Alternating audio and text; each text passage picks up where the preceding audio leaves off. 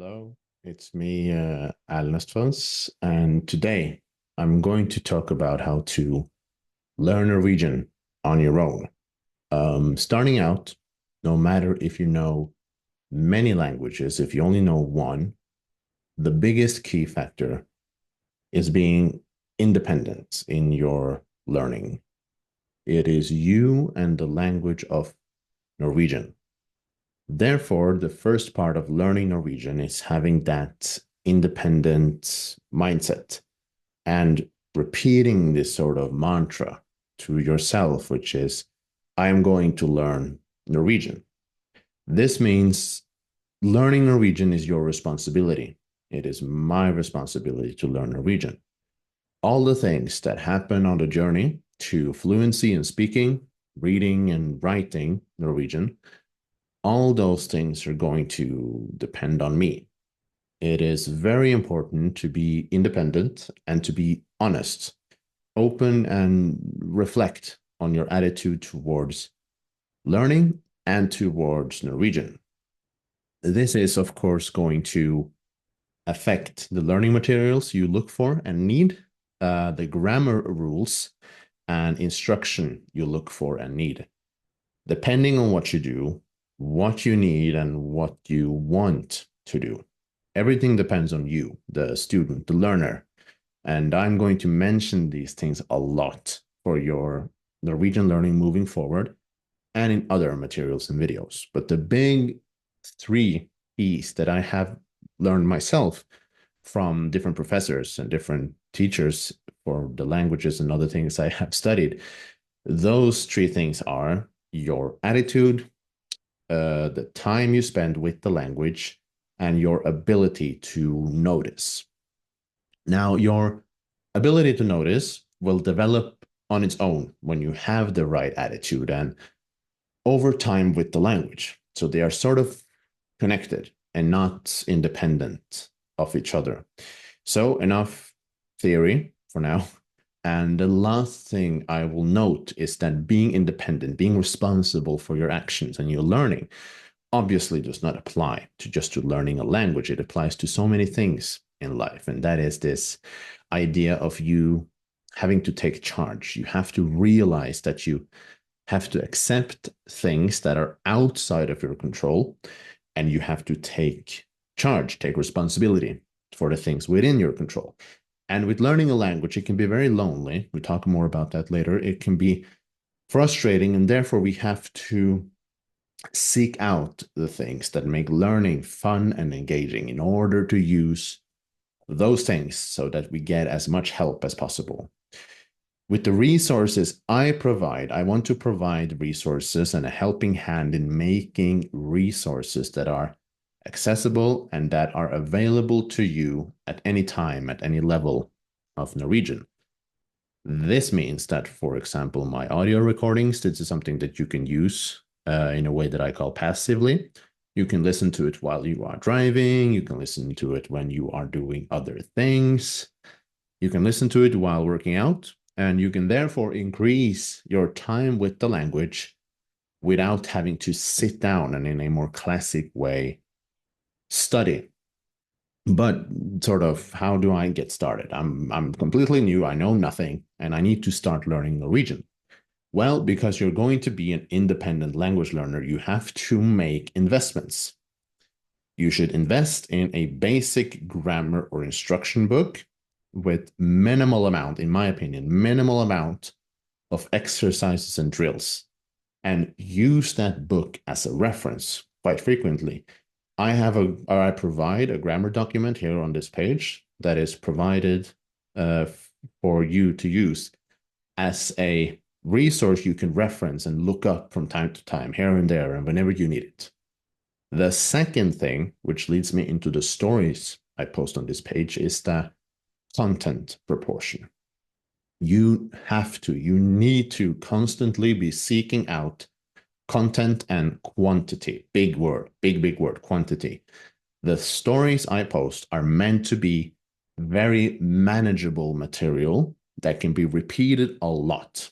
And the story set I make are graded by their level of difficulty. But on your own, the biggest amount of energy should be spent on finding content that you enjoy, topics you find interesting and engaging in, and spending time with that content. What is nice is that you can start anywhere. You can start with whatever topic, interest, or part of the language you would like.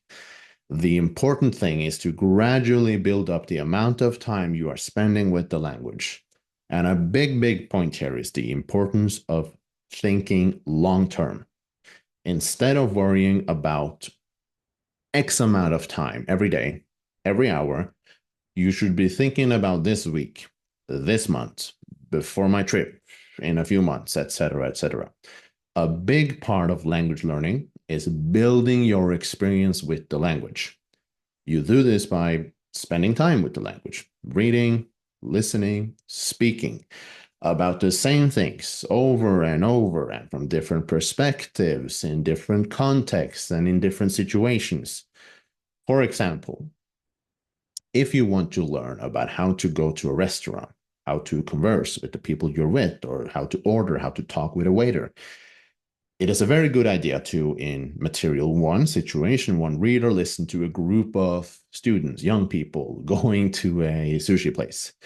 In material two, listening or reading about an old couple going to get pizza.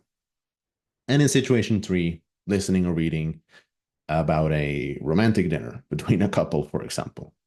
Because you are then in a familiar environment, the restaurant, or eating and enjoying food, but enough words and context are new, they're different, so that you're learning and covering new vocabulary, expanding your horizons, but you're also at the same time cementing and practicing the vocabulary and language you have met before.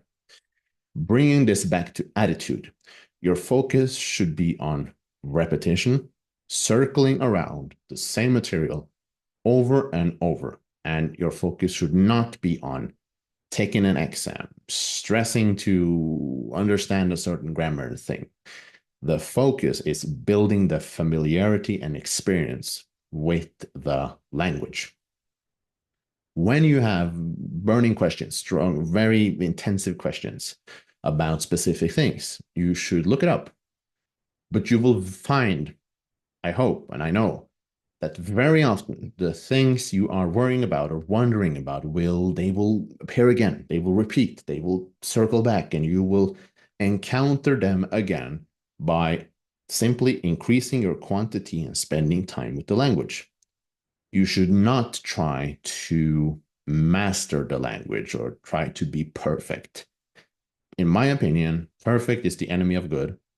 If you, for example, read a story, a page or a paragraph, or listen to a point in a story or a conversation, if you're able to pull out the key information, for example, the old man went to a restaurant, he bought sushi, and he went home and ate, then you have understood the text.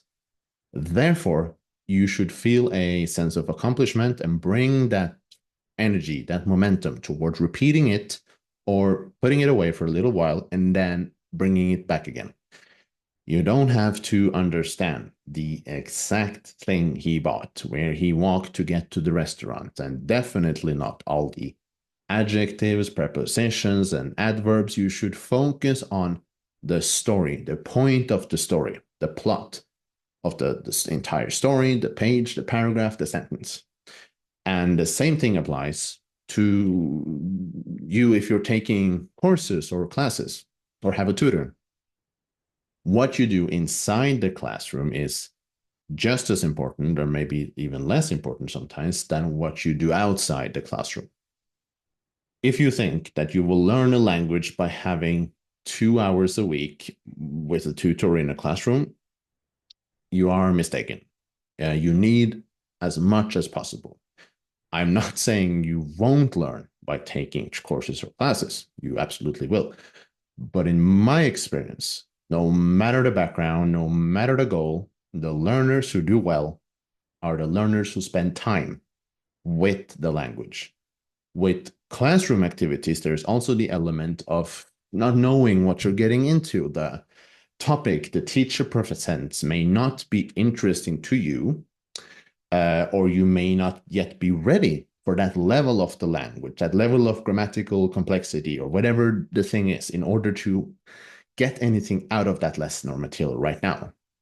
So to summarize, being independent means not that you are not in a class or not taking a course. It does not mean you're doing this alone without help, but it means that you are determined. You are curious, you are engaged with the material you want to get into. And also, especially for the first period of learning a language, should be dedicated to basic level language and just tons of basic repetition. That is, no matter who you ask, no matter the target language, no matter the language you spoke growing up, the same thing applies. No matter how many fancy things you introduce, the people who do well are the ones who are spending the most time with the language, reading the language, hearing the language in particular, which is very important, and building the time you spend each day and week with the language. When you do this, you will learn. It's impossible to not learn. The next step should be to move towards what I call authentic material. That means material that is written in Norwegian or translated to Norwegian and meant for Norwegian speakers or Norwegian enjoyers. For example, news articles, books, podcasts, and anything you find interesting that is not meant to teach you the language. It's not meant to be understood by language learners. Here, the point of finding topics and interests appears again. If you grew up with Harry Potter and you love the books or the movies, start reading the books. If you have heard of Scum, this teenager TV show that was very popular a few years ago, start watching it because it is material that is meant to be enjoyed by the speakers of the language, not the learners of the language. You're therefore, in a way, shifting your attitudes towards I am enjoying the language away from I am learning the language. I don't know anything. I need to learn. Make no mistake. You're not suddenly here. You still have tons to learn, but the attitudes shift and you should start to fake it till you make it. Be more confident with your level of Norwegian. As I mentioned, learning a language can be a lonely thing. If you spend 1 hour a day, that is good. If you're spending several hours a day, the language can start to consume you. It can feel like it takes up space in your brain, and this can lead to frustration. In order to avoid this, it is very often helpful to have specific goals, situational goals, grammar goals, finishing a book or a TV series, no matter what the goal is. And because you will often doubt yourself, you will feel hopeless, but that is why having many small goals, having a set of content that you review and go back to, introducing new material, and having proof that you are progressing can be very, very helpful. The most important thing you can do is to just not quit. It is a marathon, not a race, and you have to stick it out. You do that by engaging with content you find engaging, and you do that by taking breaks, introducing new things, and staying ahead of your frustration by placing carrots or these rewards, whatever that is, writing 5 sentences every day or listening to the same short YouTube clip every day, whatever it is. Have fun and engaging material, spread it out, and you will not tire out. Leave the studying, the tough and boring work to your brain, and you focus on just inputting quantity and new material, and your brain will do the processing. It will figure it out. You will very often feel you are not making progress. This is normal, but you should embrace this. You should focus on making daily, weekly, and monthly amounts, reaching them, and by doing that, there is no way you cannot improve. A good example is, for example, I have this book here, Mythos, this is written by an English comedian, Stephen Fry, and I am learning Italian, and I already know this book from English. I read it a bunch of times. I have listened to the audiobook, and I enjoy it very much. And I have it, this one is in Italian. And when I started out, I just started reading the book next to my other studying material. In the very start, I understood nothing, but I told myself that I was going to read 10 pages of it every day next to my studying. I have now read the book twice through repetition. It is unfortunately for me not recorded as an audiobook. If it was, I would have listened to it a bunch of time, but this book physically shows me progress. It shows that I have completed a X amount of work.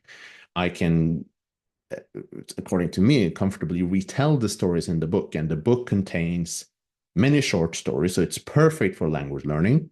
And I accept that there are words, hyper specific words that are there are grammar things that are still weird to me and that I still don't understand, but I accept and I trust myself that I can get through it, and I just progress a little by little every day. And the last point I want to bring up is the fact that there are going to be basic, fundamental things regarding the language that you're just not going to get. Just as our brains are quite fantastic, and there are tons of things about you and your brain that is uniquely great, there are also the opposite. There are things that are uniquely silly or weird. Therefore, don't bother becoming worried or angry if you can't remember a basic word like fork or sunshine or chair. Because just because you're not able to recall it, know it the first time or use it effectively, it's still in there somewhere and it will show up when you need it. Um, that is all for now. And let me know what you think about this video. If you have any questions, and I will make more videos addressing the topics I covered in this video.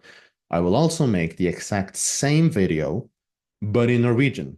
And therefore you can practice your listening to my voice, the words, and hopefully you will discover that there are tons of overlap in sounds and words and general structure of the language. So bye for now.